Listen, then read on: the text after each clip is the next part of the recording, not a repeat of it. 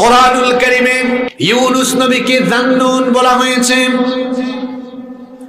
সাইয়েদনা ইউনুস আলাইহিস সালামের ব্যাপারে কোরআনুল কারীমের 21 নম্বর সূরা সূরাতুল আম্বিয়া এর 87 নম্বর আয়াতে বলা হয়েছে, ওয়া যান্নুনি ইয যাহাবা মুগাদিবান ফাযান্না আন লান নাকদিরা আলাইহি ফানাদা ফিয যুনুবাতি আল্লা ইলাহা ইল্লা আনতা সুবহানাকা ইন্নী কুনতু মিনাজ জালিমিন।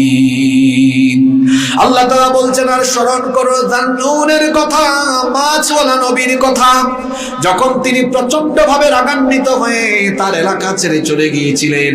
ইউনুস নবীকে আল্লাহ তাআলা যে অঞ্চলের জন্য নবুয়ত দিয়ে প্রেরণ করেছিলেন, তিনি সেই অঞ্চলের লোকদেরকে দ্বীনের দাওয়াত দিয়েছিলেন, কিন্তু তার সেই অঞ্চলের লোকেরা তার দাওয়াতকে রিজেক্ট করেছে, প্রত্যাখ্যান করেছে। ইউনুস নবী তাদেরকে অনেক ভাবে বুঝালেন, তারা কোনোভাবেই বুঝ মানল না। অনেক দিন, দীর্ঘদিন বুঝানোর পরে, দাওয়াত দেওয়ার পরেও তারা যখন দাওয়াত শুনে না, দাওয়াত মানে না, ইউনুস নবী তখন তাদেরকে আযাবের আলটিমেটাম দিয়ে এলাকা ছেড়ে চলে গেলেন। তিনি বললেন, আগামী 3 দিনের ভেতরে তোমাদের উপরে গজব নেমে আসবে।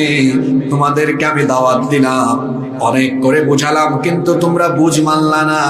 আগামী 3 দিনের ভেতরে গজব আসবে। জোরে বলেন, কয়দিন? 3 দিনের ভেতরে গজব আসবে। এই কথা বলে তিনি এলাকা ছেড়ে চলে গেলেন। তার সেই অঞ্চলের লোকেরা এবার গজব আসার আলামত লক্ষ্য করলো।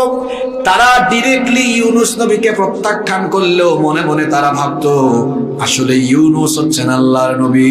তারা যখন গজবের আলামত গুলো দেখলো, তখন তারা তাদের নারী পুরুষ, ছোট্ট ছোট্ট শিশু, আবাল বৃদ্ধ বনিতা সকলেই তারা ঘরের ভেতর থেকে বের হয়ে গেল। তাদের পশু পাখি সবকিছু নিয়ে তারা বের হয়ে জঙ্গলে চলে গেল। তারা তাদের প্রাণীগুলোকে আর নারী শিশুদেরকে এক জায়গায় রেখে তারা সবাই এবার আল্লাহর কাছে তওবা করলো, ইস্তিগফার করলো। কোনো মানুষ বা কোনো জাতি যদি পাপাচারে নিমজ্জিত হওয়ার পরে অনুতপ্ত হয়ে আল্লাহর কাছে তওবা করে, তাহলে তাদেরকে যিনি মাফ করে দেন, গলার আওয়াজ বড় করে সবাই বলেন, তিনি কি? আল্লাহ তাআলা তাদেরকে মাফ করে দিলেন।